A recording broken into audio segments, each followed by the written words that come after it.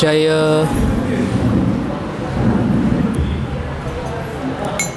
जय राधा माधव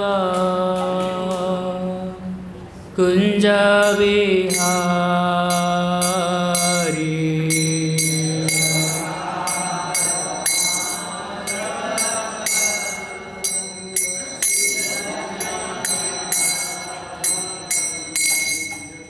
जय राधा माधव कुंज विहारी।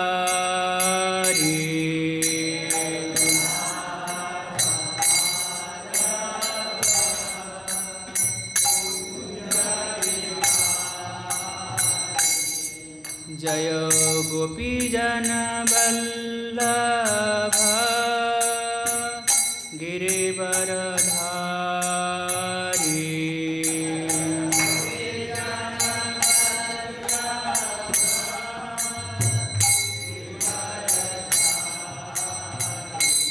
जय गोपीजन वल्लभ गिरिवरधारी।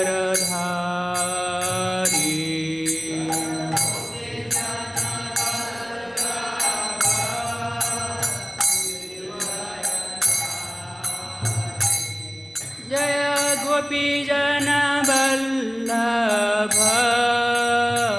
गिरिवरधारी।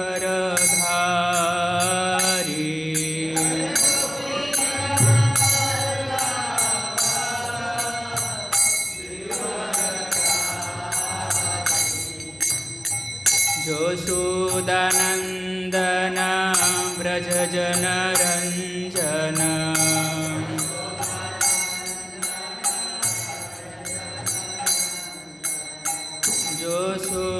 यशोदानन्दन व्रज जनरञ्जन।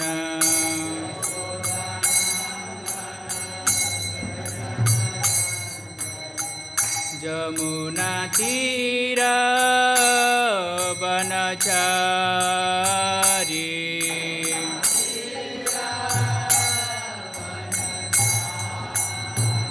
यमुना तीर वनचारी।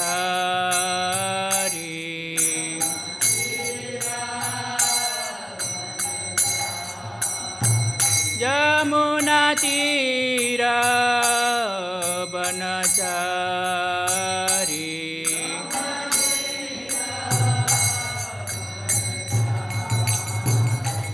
जय राधा माधव कुंज विहारी।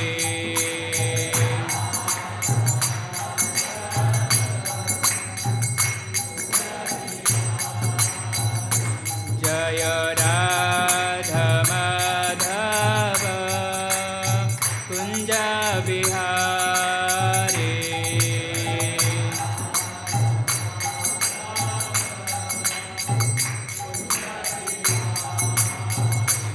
जय गोपीजन वल्लभ गिरिवरधारी।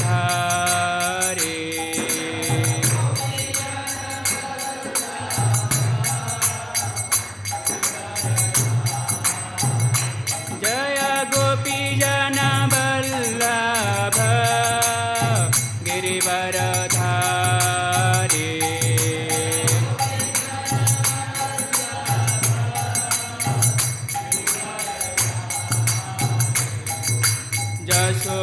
यशोदानन्दन व्रज जनरञ्जन।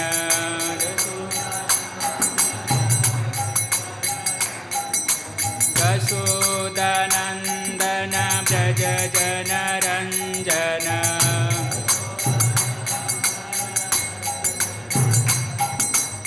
यमुना तीर वनचारी।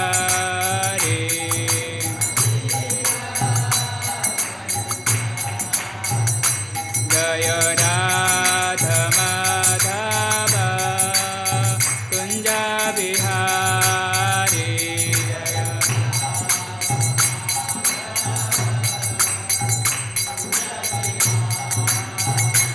जय Radha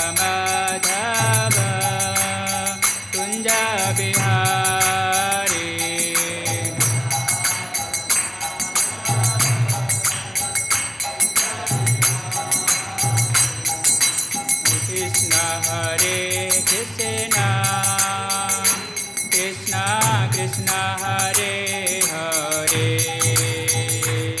Hare Rama Hare Rama Rama Rama Hare Hare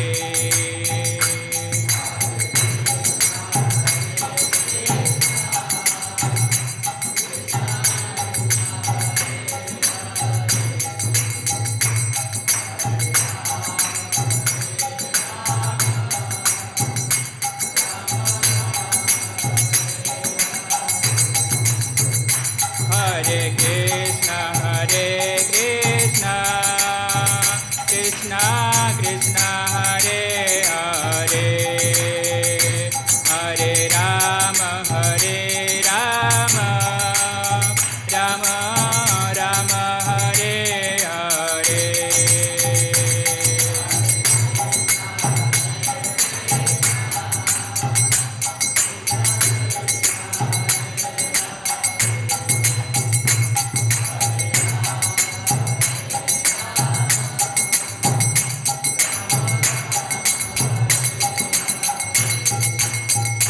Hare Krishna Krishna Krishna Hare Hare Hare Rama Rama Rama Hare Hare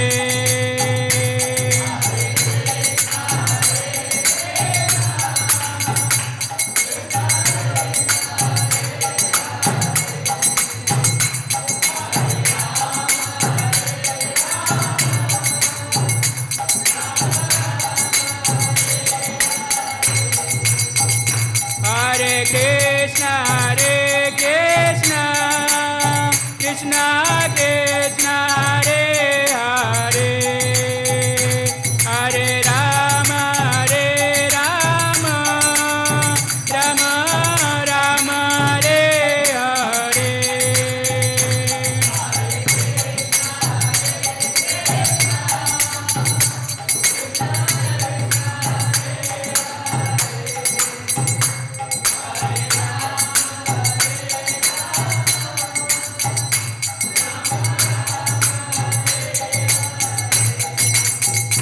Hari Bol Hari Bol Hari Bol Hari Bol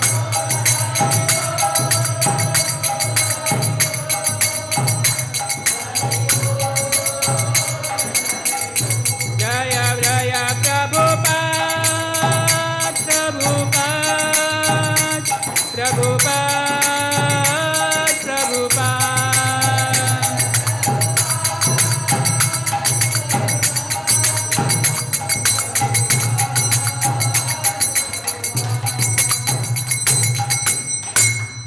हरिनाम संकीर्तन की श्रील प्रभुपाद की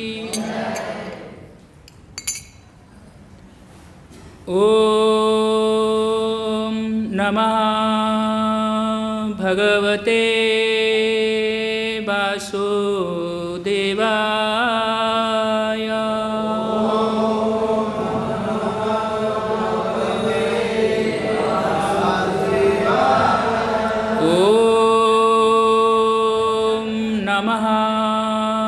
भगवते वासुदेवाय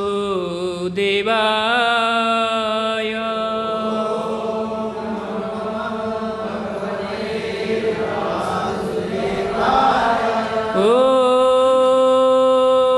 नमः भगवते वासुदेवाय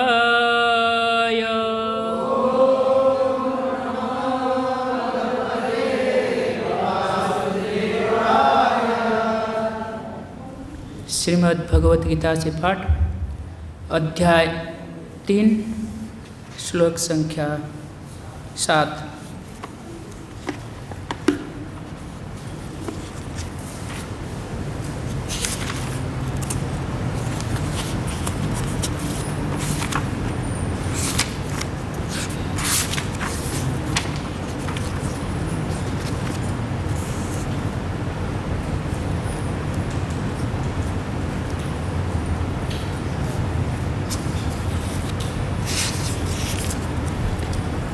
यस्तीन्द्रियाणि मनसा नियम्यारभते अर्जुन कर्मेन्द्रियैः कर्मयोगः असक्तः स विशिष्यते। यस्तीन्द्रियाणि मनसा नियम्यारभते अर्जुन कर्मेन्द्रियैः कर्मयोगः असक्तः स विशिष्यते। यस्तीन्द्रियाणि मनसा नियम्यारभते अर्जुन कर्मेन्द्रियैः कर्मयोगः असक्तः स विशिष्यते।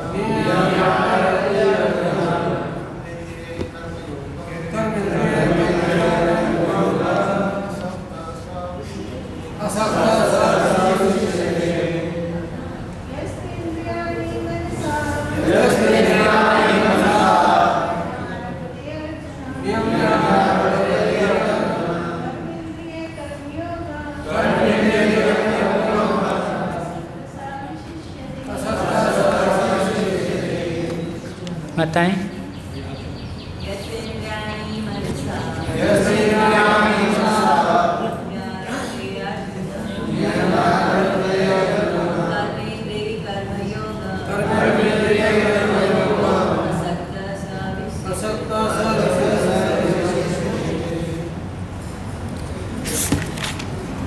यह जो तू लेकिन इंद्रियाणि इंद्रियों को मनसा मन के द्वारा नियम्य बस में करके आरभते प्रारंभ करता है।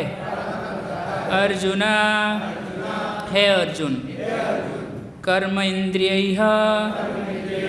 कर्म इंद्रियों से कर्मयोगम भक्ति असक्त अनासक्त सह वह विशिष्यते श्रेष्ठ है। अनुवाद और तात्पर्य श्रील प्रभुपाद जी के द्वारा श्रील प्रभुपाद जी की जय। दूसरी ओर यदि कोई निष्ठावान व्यक्ति अपने मन के द्वारा कर्म इंद्रियों को वश में करने का प्रयत्न करता है और बिना किसी आसक्ति के कर्म जो कृष्ण भावनामृत में प्रारंभ करता है तो वह अति उत्कृष्ट है। मेरे पीछे दोहराइएगा। दूसरी ओर यदि कोई निष्ठावान व्यक्ति अपने मन के द्वारा कर्म इंद्रियों को वश में करने का प्रयत्न करता है और बिना किसी आसक्ति के कर्मयोग कृष्ण भावनामृत में प्रारंभ करता है तो वह अति उत्कृष्ट है। तात्पर्य: लंपट जीवन और इंद्रियों सुख के लिए छद्मयोगी का मिथ्या वेश धारण करने की अपेक्षा अपने कर्म में लगे रहकर जीवन लक्ष्यों को, जो भवबंधन से मुक्त होकर भगवत धाम को जाना है, प्राप्त करने के लिए कर्म करते रहना अधिक श्रेयस्कर है। प्रमुख स्वार्थगति तो विष्णु के पास जाना है। संपूर्ण वर्णाश्रम धर्म का उद्देश्य इसी जीवन लक्ष्य की प्राप्ति है। एक गृहस्थ भी कृष्ण भावनामृत में नियमित सेवा करके इस लक्ष्य तक पहुंच सकता है। आत्म साक्षात्कार के लिए मनुष्य शास्त्रानुमोदित संयमित जीवन बिता सकता है और अनासक्त भाव से अपना कार्य कर सकता है। इस प्रकार वह प्रगति कर सकता है। जो निष्ठावान व्यक्ति इस विधि का पालन करता है वह उस पाखंडी धूर्त से कहीं श्रेष्ठ है जो अबद्ध जनता को ठगने के लिए दिखावटी आध्यात्मिकता का जामा धारण करता है। जीविका के लिए ध्यान धरने वाले प्रवंचक ध्यानी की अपेक्षा सड़क पर झाड़ू लगाने वाला निष्ठावान व्यक्ति कहीं अच्छा है। ओम अज्ञानतिमिरन्धस्य ज्ञानं जनाशलाकया चक्षुरुन्मीलितं येन तस्मै श्रीगुरवे नमः। श्रीचैतन्यमनभीष्टं स्थापितं येन भूतले स्वयं रूपः कदा मह्यं ददाति सुपदान्तिकं। वन्देऽहं श्रीगुरोः श्रीयुतपदकमलं श्रीगुरून् वैष्णवांश्च। श्रीरूपं साग्रजातं सहगना रघुनाथान्वितं तं सजीवं साद्वैतं सावधूतं परिजनसहितं कृष्णचैतन्यदेवं श्रीराधाकृष्णपादान् सहगना ललिता श्रीविशाखान्वितांश्च। नमो ॐ विष्णुपादाय कृष्णप्रेष्ठाय भूतले श्रीमते भक्तिवेदान्त स्वामिनीति नामिने। नमस्ते सरस्वती देवे गौरवाणी प्रचारिणे निर्विशेषशून्यवादी पाश्चात्योदेशतारिणे। हे कृष्ण करुणा सिंधु दीनबंधु जगत्पते गोपेश गोपिका कांत राधा कांत नमस्तुते। तप्त कांचने गौरांगी राधे वृंदावनेश्वरी वृषभानुसुते देवी प्रणमामि हरिप्रिये। वंशाकल्पतरुभ्यश्च कृपा सिन्धुभ्य एव च पतितानां पावनेभ्यो वैष्णवेभ्यो नमो नमः। जय श्री कृष्ण चैतन्य प्रभु नित्यानंद श्री अद्वैत गदाधर श्रीवासादि श्री गौरभक्तवृंद। हरे कृष्ण कृष्ण कृष्ण हरे हरे हरे राम राम राम हरे हरे।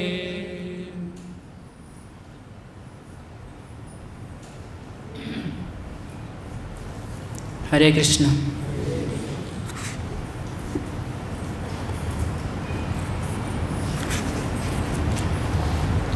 श्रील वृंदावन दास ठाकुर चैतन्य भागवत में लिखते हैं कि श्री चैतन्य महाप्रभु इस धराधाम में अवतीर्ण हुए तो सभी जीवात्माओं को कृष्ण प्रेम प्रदान करके उद्धार करने के लिए। परंतु महाप्रभु ने प्रकट हुए कुछ ऐसे बात विचार नहीं किए योग्य अयोग्य, पात्रा पात्र, स्थान काल, ऐसे सबको भगवान ने, महाप्रभु ने प्रेमदान प्रदान किए। परंतु 3 प्रकार के लोगों को छोड़कर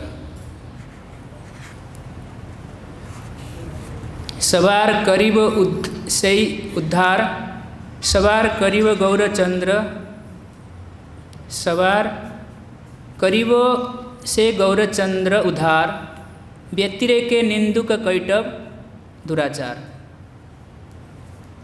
एक है निंदुक, जो दूसरों का सिर्फ निंदा करता है, छिद्र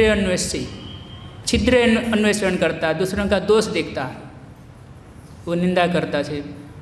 दूसरा है कैटव, कैटव जो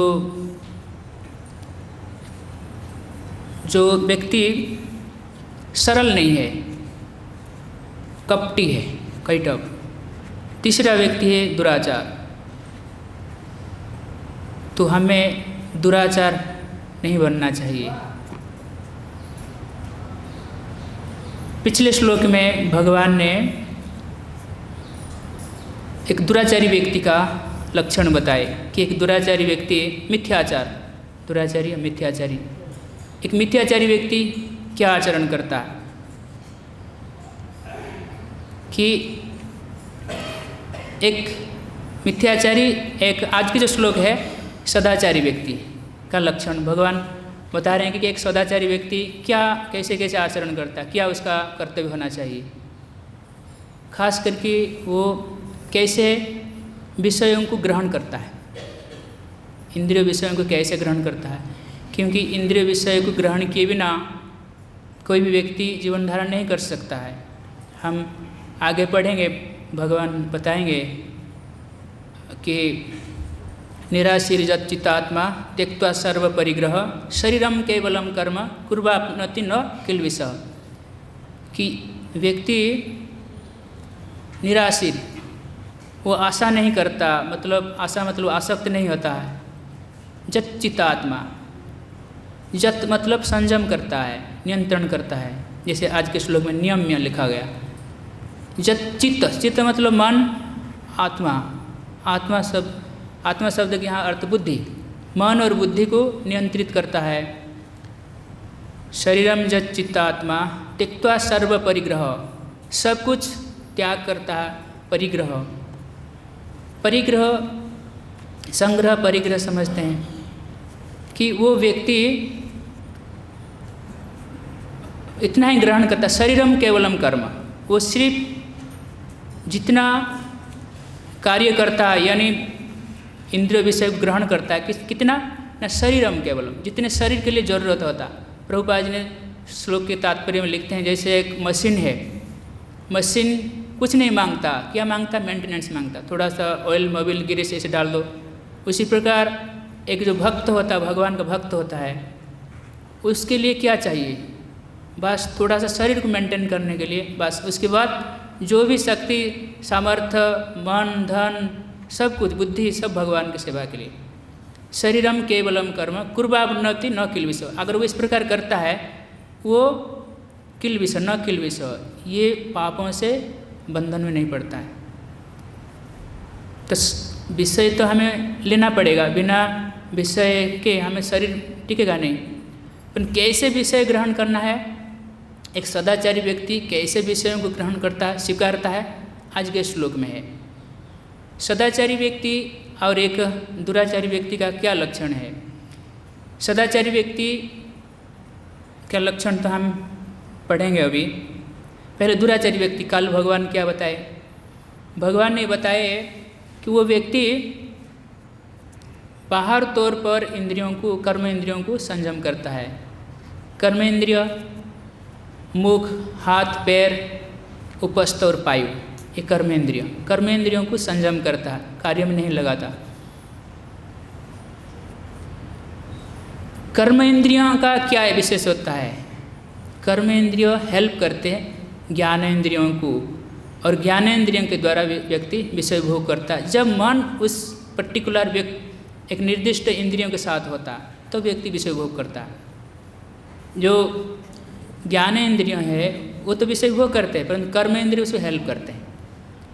जैसे मुख है, मुख में 2 इंद्रियां, हमें मुख का अंदर जिह्वा है, जिह्वा ज्ञानेंद्रिय में आ जाता है और मुख जो है वो कर्मेंद्रिय है। तो इस प्रकार और भी ऐसे इंद्रियां हैं, उसमें 2 रहते हैं, जैसे त्वचा रहते हैं। तो कर्म इंद्रियों को संयम करता मिथ्याचारी व्यक्ति और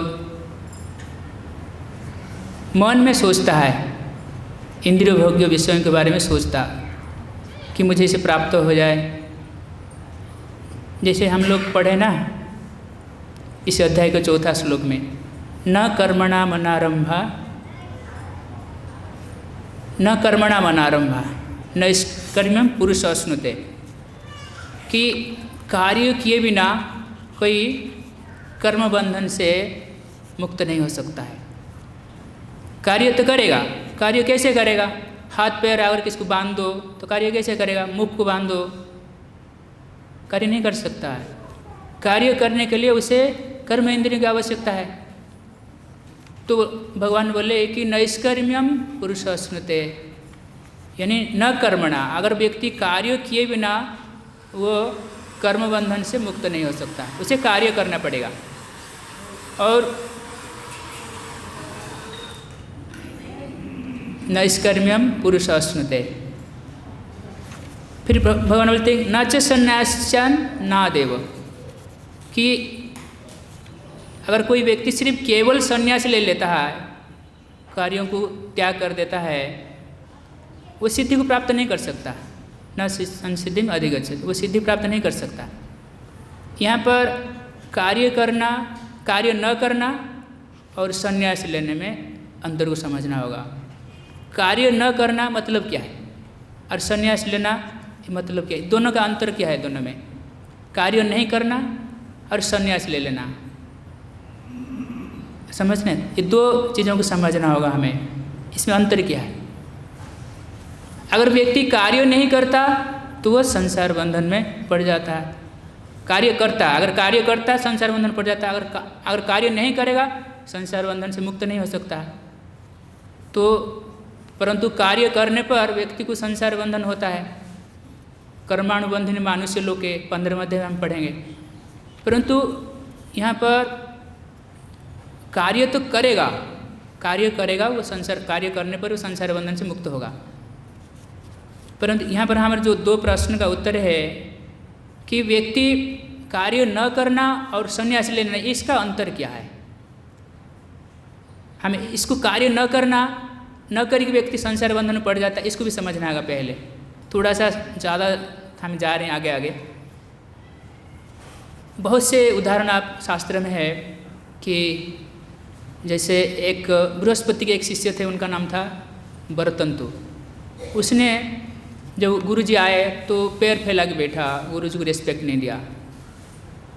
तो गुरुजी ने उसे गुस्सा कर श्राप दे दिए, बोले तुम सांड की तरह पैर फैला के बैठे हो, तुम्हारे एक शिष्टाचार नहीं है, तुम सांड बन जाओ। तो सांड बन गया। उसने कुछ कार्य नहीं किया वरतंतु ने, पर उसे कर्म बंधन लग गया। और भी ऐसे हैं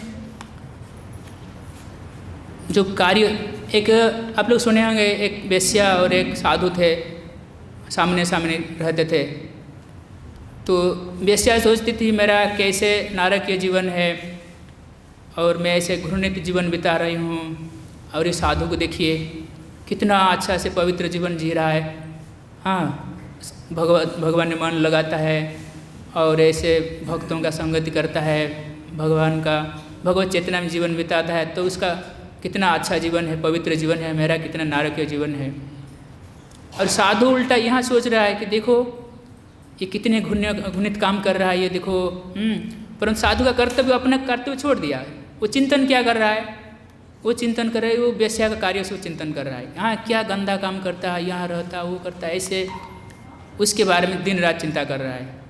और वेश्या साधु का चिंता कर रही है। मृत्यु के बाद वेश्या को साधु की गति हुआ, और जो साधु थे तो उनका गति हुआ वेश्या की गति। कार्य वेश्या जो साधु का कार्य नहीं की, वो कार्य कुछ कर रहे थे, परंतु साधु वेश्या का कार्य कर रहे थे नहीं कर रहे थे, परंतु वो चिंतन कर रहे थे। तो कार्य न करने पर भी कर्म बंधन लग जाता है चिंतन करने से। तो एक दुराचारी व्यक्ति, मिथ्याचारी व्यक्ति क्या करता है, वो कार्य तो नहीं कर रहा है पर चिंतन कर रहा है कि मुझे ऐसे मिल जाए, ये कर जाए। चिंतन किस प्रकार है हमें देखेंगे कि सिर्फ संन्यास ले लेता है, सिर्फ संन्यास ले लेता है, वो सिद्धि प्राप्त भी नहीं कर सकता है। कर्म को त्याग देता है, वो सिद्धि प्राप्त नहीं कर सकता है। बड़े आश्चर्य की बात है। ऐसे संन्यास साधारणतः हम जानते दो प्रकार के लेते हैं। कैसे? एक तो है ब्रह्मचर्य आश्रम के बाद गृहस्थ आश्रम, फिर वानप्रस्थ, उसके बाद संन्यास। और दूसरा प्रकार है कि वो गृहस्थ आश्रम जाने से पहले संन्यास ले लेते हैं। दो प्रकार के संन्यास। जो व्यक्ति गृहस्थ आश्रम के बाद वानप्रस्थ फिर संन्यास लेते हैं, संन्यास लेने के बाद फिर वो गृहस्थ आश्रम के बारे में चिंता करते हैं। संन्यास ले लिए, फिर ये गृहस्थ आश्रम में ये है वो सारे सब चिंतन चलते रहता है। कार्य नहीं कर रहे हैं, गृहस्थ आश्रम कार्य नहीं कर रहे हैं, पर चिंतन चल रहा है। चिंतन शक्ति बहुत जबरदस्त है। मत्स्य कुर्म विहंगमः, भगवान कृष्ण ये शायद और पुराण में है शायद ये श्लोक। ये श्लोक है दर्शन ध्यान संस्पर्शैः मत्स्य कुर्म विहंगमः स्वानि अपत्यानि पश्यन्ति तथाहमपि पद्मज। भगवान बोलते हैं, विष्णु भगवान ब्रह्मा जी को बोलते हैं कि दर्शन ध्यान संस्पर्श, दर्शन करना देखकर, ध्यान करना, मन को लगाना, संस्पर्श स्पर्श करना। मत्स्य कुर्म विहंगमा, मछली, कुर्म कछुआ और पक्षी, स्वानि पुष्यन्ति अपत्यानि, मतलब अपने अपने संतान को लालन पालन करते। तीन प्रकार के दर्शन, मछली देखकर अपने संतान को लालन पालन करते। कछुआ ध्यान करके अंडा दे देगा, स्थल में जल में घुस के ध्यान करते रहेगा, अपना संतान को लालन पालन करेगा। और पक्षी स्पर्श करके। तो जब एक छोटा सा जीव का ध्यान शक्ति इतना स्ट्रांग है, अपने संतान को लालन पालन करते हैं, फिर भगवान बोलते हैं मैं भी इसी प्रकार, ब्रह्मा जी को बोलते हैं मैं भी इसी प्रकार अपने भक्तों का पोषण करता हूँ। तथा हम अपि पद्मज, भगवान हमारा देखभाल कैसे करते? भगवान सोचते हैं, ध्यान कर देंगे कि भक्त का कल्याण हो जाओ, सृष्टि का कल्याण हो जाओ, हो जाएगा भगवान अपने ध्यान से। और उसी प्रकार जब एक सामान्य क्षुद्र जीव का ध्यान शक्ति इतना स्ट्रांग है कछुआ का, तो फिर जो व्यक्ति भगवान का ध्यान करता, स्मरण करता है, जो हरे कृष्ण महामंत्र करता है और भगवान का ध्यान करता है, तो कितना शक्तिशाली न हो। अब यहाँ पर हम प्रसंग ये है कि व्यक्ति गृहस्थ आश्रम में नहीं है, फिर वो गृहस्थ आश्रम के बारे में चिंतन कर रहा है कि ऐसे ऐसे वैसे ऐसे ये क्या हो गया, नहीं हो पाया, इतना कहीं आ गया, संन्यास ले लिया है, भगवान में मन लगाना है, ध्यान करना है, तो गृहस्थ आश्रम के बारे में। दूसरी और जो व्यक्ति गृहस्थ आश्रम में गया ही नहीं, ब्रह्मचर्य आश्रम है, और वो ब्रह्मचर्य आश्रम है, उसके बाद फिर संन्यास ले लिया, गृहस्थ आश्रम में गया ही नहीं, संन्यास ले लिया, परंतु वो चिंतन करता है गृहस्थ के बारे में, गृहस्थ जीवन के बारे में। यही है कि किस प्रकार व्यक्ति कर्म नहीं कर रहा है, चिंतन कर रहा है, परिणाम उन्हें इस प्रकार प्राप्त होता है। जिस प्रकार चिंतन करेंगे, हम ऐसे 8वें अध्याय में पढ़ेंगे, जंग जंग व्यापी स्मरण भावम त्यजत अंते कलेवरम तंग तम वैति कौंतेय सदा तद्भाव भावितः। मृत्यु के समय में व्यक्ति जिस प्रकार मन भाव रखकर शरीर त्यागता, उसी प्रकार स्वभाव को प्राप्त करेगा। उससे पहले भगवान ने डायरेक्टली लगा दिए, गोल पे फोकस कर दिए।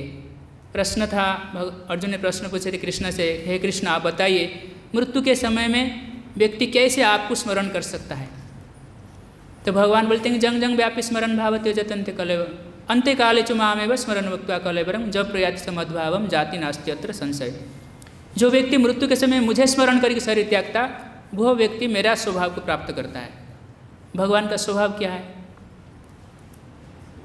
अजर अमर भूख प्यास रहित, ऐसे जो 8 प्रकार के जो गुण है भगवान का, उस प्रकार प्रकृति को प्राप्त करेगा। तो इसी प्रकार कि हमें किस प्रकार किस चीज़ पर स्मरण करते हैं, कार्य तो नहीं करते, मतलब चिंतन कहीं और करते हैं, तो उसी प्रकार हमारा गति, हमारा सारे सब कुछ बनता है। फिर व्यक्ति जब अत्यधिक चिंतन करते करते फिर उस कार्यों में आ जाता है। वो चीज़ें, जो चीज़ें मन में चिंतन होता है, प्लान होता है, फिर वो आगे जाकर कार्यों में परिणत हो जाता। कोई व्यक्ति गुस्सा से, द्वेष से किसी व्यक्ति के बारे में सोचते अत्यधिक क्रोध हो जाता, फिर कभी हाथ पैर चला देता है। ऐसे वो कोई नहीं, दूसरे कोई आदमी है, हाथ पैर चला देता है उसके ऊपर, इतने क्रोध में आ जाता है। अगर कोई आदमी नहीं होता, वस्तु लेता, मोबाइल फोन फेंक देता है, ऐसे पटक देता है, अत्यधिक क्रोध के कारण। तो मिथ्याचारी व्यक्ति क्या, किस प्रकार, ऐसे वो कर्म इंद्रियों को संयम कर रखा है और वो सोचता है, वो इंद्रिय विषय के बारे में सोचता है। इंद्रियार्थान विमूढ़ आत्मा मिथ्याचार से उच्यते। इसी प्रकार वो विमूढ़ व्यक्ति वो मिथ्याचारी है। सदाचारी व्यक्ति कैसे है? आज के श्लोक में भगवान बताते हैं,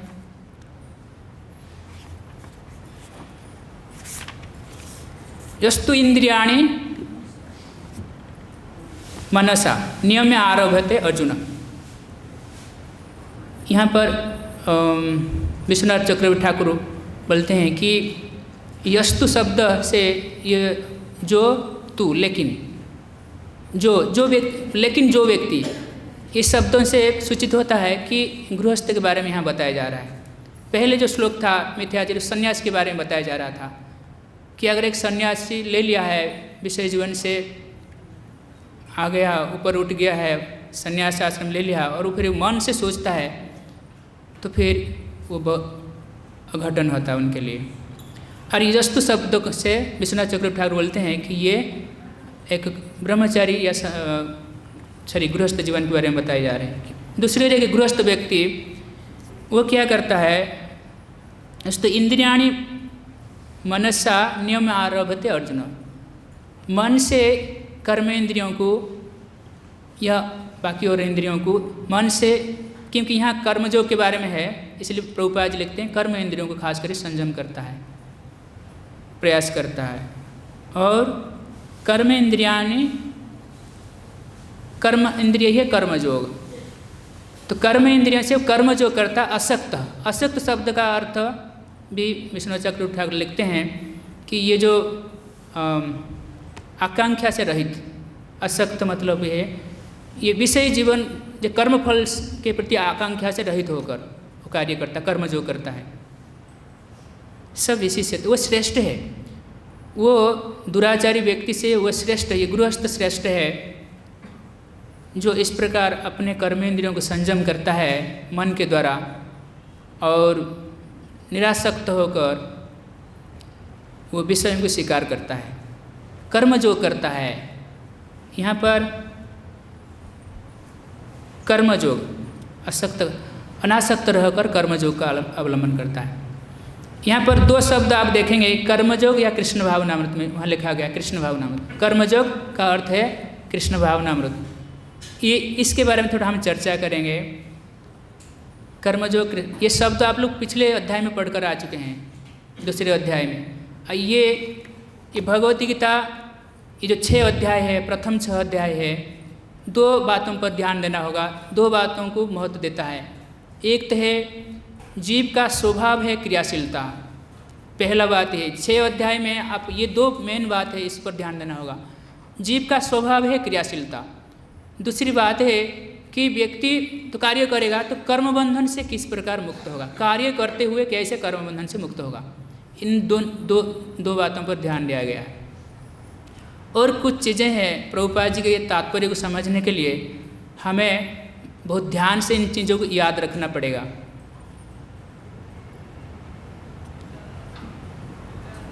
एक है कि प्रभुपाद जी जो यहाँ पर शब्द व्यवहार करते हैं, भक्ति योग के जो सब्स्टिट्यूट शब्द है, बुद्धि योग, कर्म योग, निष्काम कर्म योग, योग, कृष्ण भावनामृत, भक्ति योग, ये जो 5 शब्द है, ये खासकर जो 4 शब्द है, ये भक्ति योग के बराबर है। कर्म योग, बुद्धि योग, पहले हम लोग पढ़े थे दूसरे अध्याय में बुद्धि योग, फिर आज के श्लोक में है कर्म योग।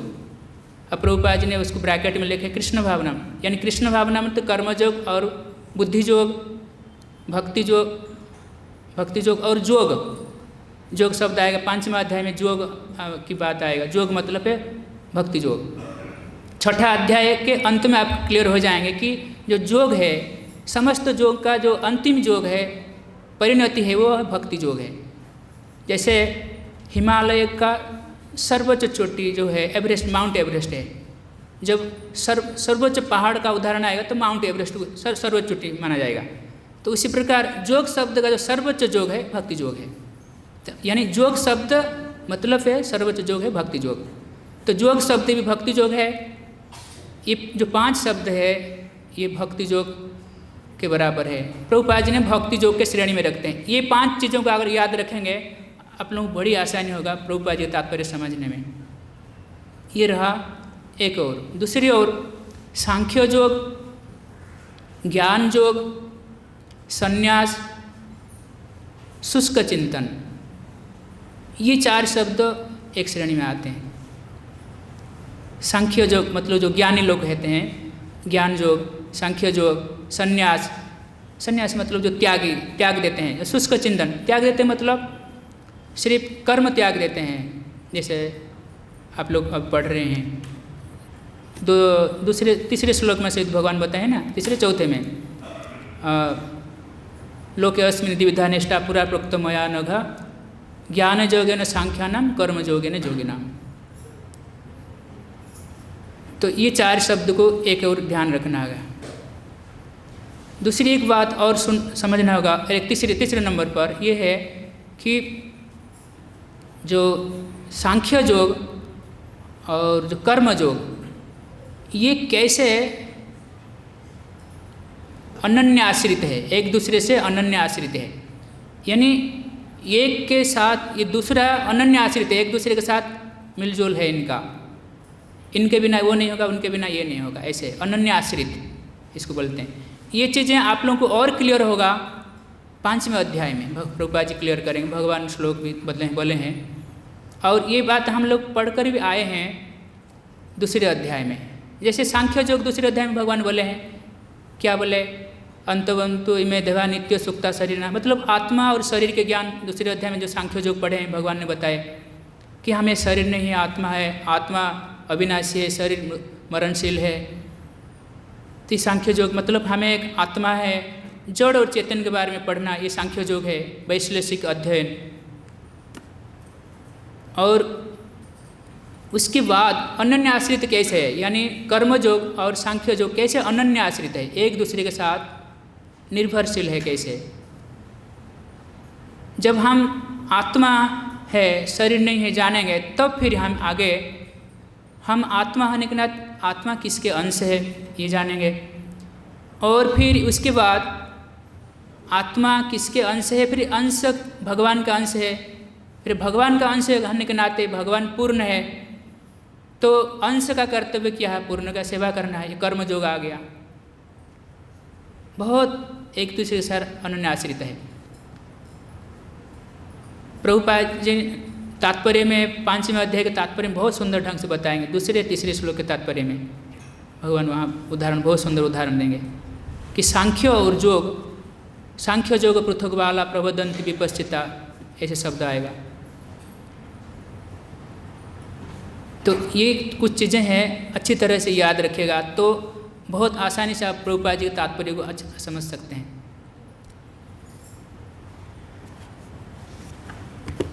हाँ, प्रभुपाद जी बताते हैं कि यहाँ पर लंपट जीवन और इंद्रिय तृप्ति के लिए छद्म योगी का मिथ्या वेश धारण करने की अपेक्षा अपने कर्म में लगा रहकर जीवन लक्ष्य को जब भवबंधन से मुक्त होकर भगवत धाम को जाना है, प्राप्त करने के लिए करते रहना अधिक श्रेयस्कर है।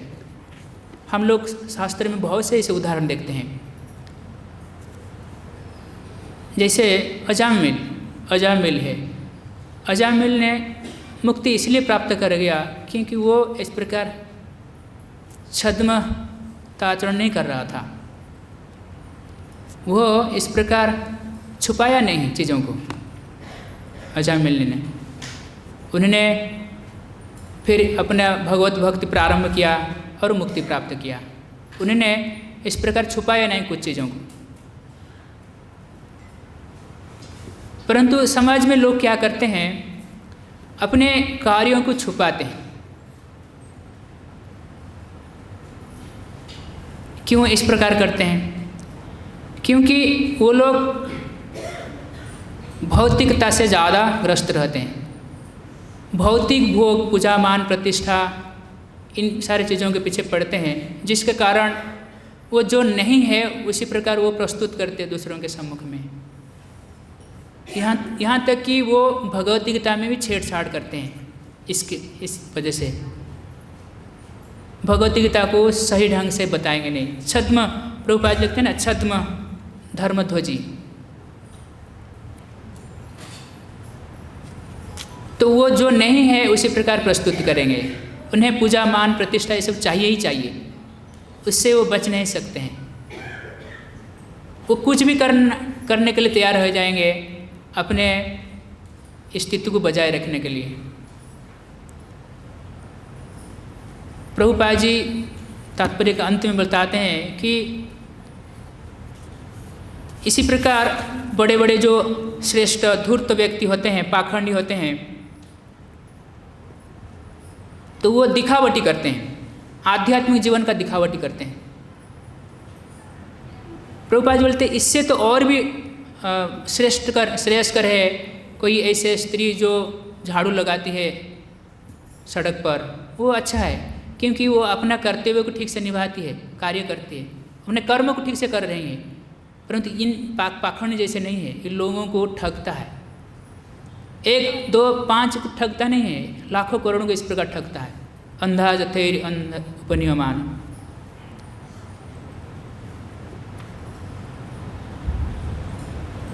प्रभुपाद बोलते हैं कि आत्म साक्षात्कार के लिए शास्त्रानुमोदित जीवन बिता सकता है और अनासक्त भाव से अपना कार्य कर सकता है। इस प्रकार प्रगति कर सकता है। व्यक्ति शास्त्र के मुताबिक कार्य कर सकता है। जो नहीं है हमें ऐसे दिखावा नहीं करना चाहिए। हमें भगवान ने हमें जो दिया है, हम उतने में हमें श्रेष्ठ है। हमारा वैल्यू कभी भी नीचे नहीं गिरता। अगर हम किसी को दिखाए भी नहीं अपना वैल्यू, तब भी हमारा वैल्यू नहीं नीचे गिरता। जैसे 2000 का एक नोट है, कोई व्यक्ति लेगा और उसको पैर में कुचलेगा, तो फिर एक व्यक्ति उठाएगा, क्या वो 2000 का नोट उसका वैल्यू ख़त्म हो गया? नहीं हुआ ना। कितने भी उसको कुचल दिया, लात मारे, गुस्सा मारे, उसको पूरा आदमी ये कर दिए, वो 2000 नोट कोई भी ले लेगा, 2000 का नोट 2000 का ही उसको वैल्यू मिलेगा, नहीं मिलेगा, है ना। तो उसी प्रकार कोई व्यक्ति को कोई पूछे नहीं, वो व्यक्ति आए, भगवान को भजन कीर्तन करे, भगवान से अपना मतलब रखे। कोई ऐसे पॉपुलरिटी नहीं है उस व्यक्ति का, वो ऐसे साधारण से साधारण व्यक्ति जैसे रहता है, ऐसे कोई पूछता, कोई जानते भी नहीं, उसे सुनते भी नहीं उसके व्यक्ति के बारे में। तो इसका मतलब नहीं है वो अगर भगवत भक्ति करता है उसका वैल्यू कम हो जाता है। वो अगर दिखावा नहीं करता, पब्लिसिटी नहीं करता, बड़े बड़े बैनर नहीं लगाता, उसका वैल्यू कम हो गया, भक्त नहीं कम होता है। कितने भी उसको मारे, पीटे, कुचल दिए, कुछ भी करे कोई। जिस प्रकार 2000 का नोट का हालत कितना ख़राब कर दी, वो 2000 का नोट है, उसका नंबर है तो बैंक में दे दो, 2000 वैल्यू मिल जाएगा आपको। उसी प्रकार भक्त कितने भी दयनीय परिस्थिति से होकर गुजरे, तब भी भक्त का वैल्यू ऐसे ही रहता। ठीक है, हमें दिखावा नहीं करना चाहिए, जितने में है उतने में रहना चाहिए। आफ्टर ऑल हम भगवान को प्रसन्न करना, दूसरों को नहीं। दूसरे प्रसन्न हो, एक्चुअल दूसरे कोई भी प्रसन्न नहीं होंगे हमसे, कोई भी प्रसन्न नहीं है। जब तक हम भगवान को प्रसन्न नहीं कर पाए, कोई भी हमसे प्रसन्न नहीं होगा। कोई आशा नहीं रखना, हम भगवान को प्रसन्न करना, ये जीवन का एकमात्र लक्ष्य है। श्रील प्रभुपाद की जो कोई प्रश्न है?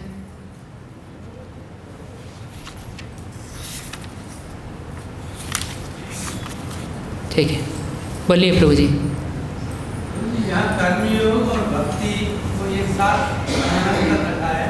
हाँ, ये समझ में नहीं आ रहा है कि कर्मयोग और भक्ति तो अलग अलग नाम बताए हैं, एक ही कैसे?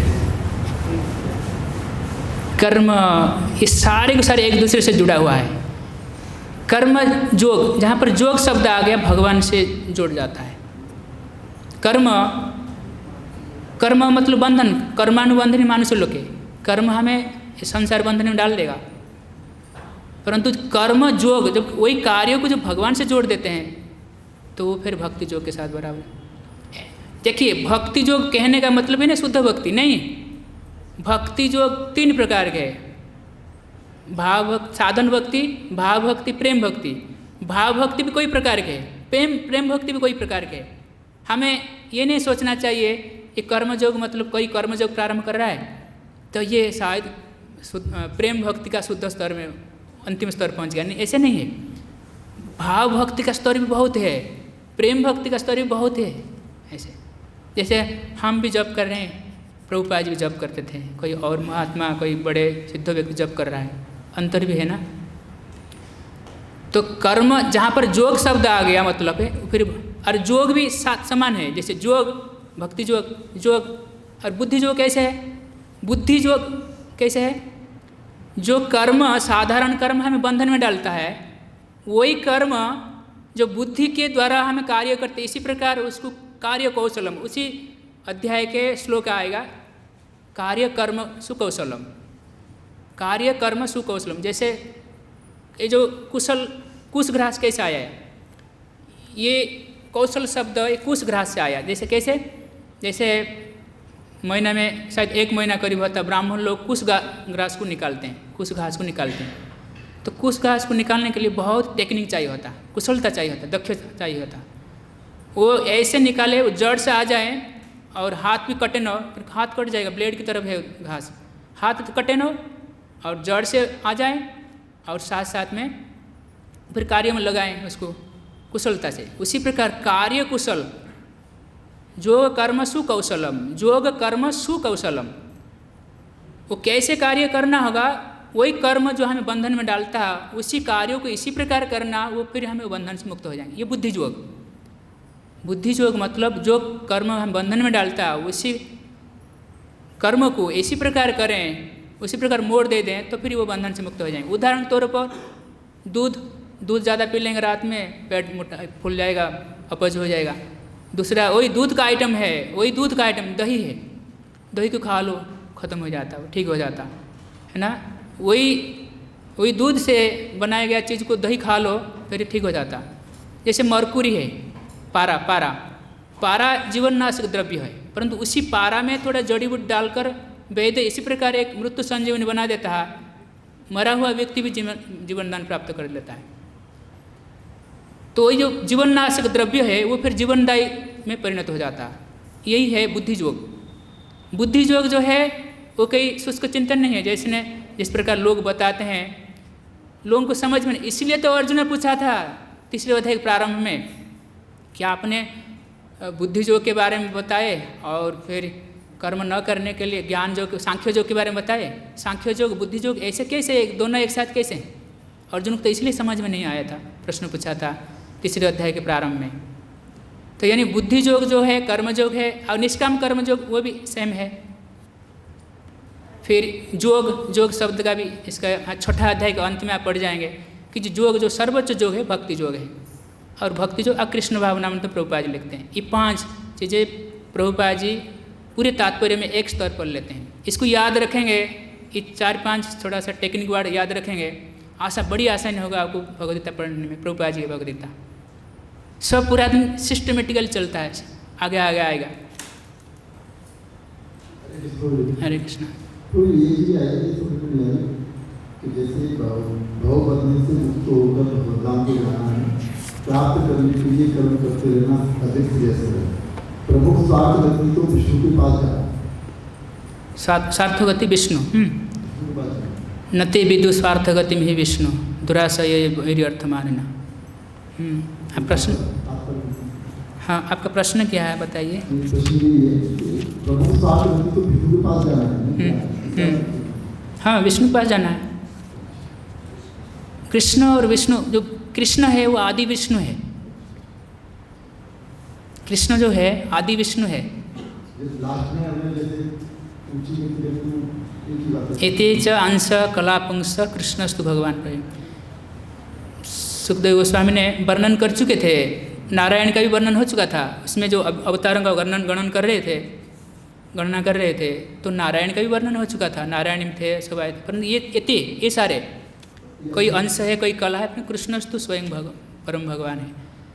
आप श्रीमद् भागवत में प्रथम स्कंद पढ़ेंगे तो भीष्म पितामह बोलते हैं कि ऐसा वही भगवान साक्षात आद्य नारायण कुमार।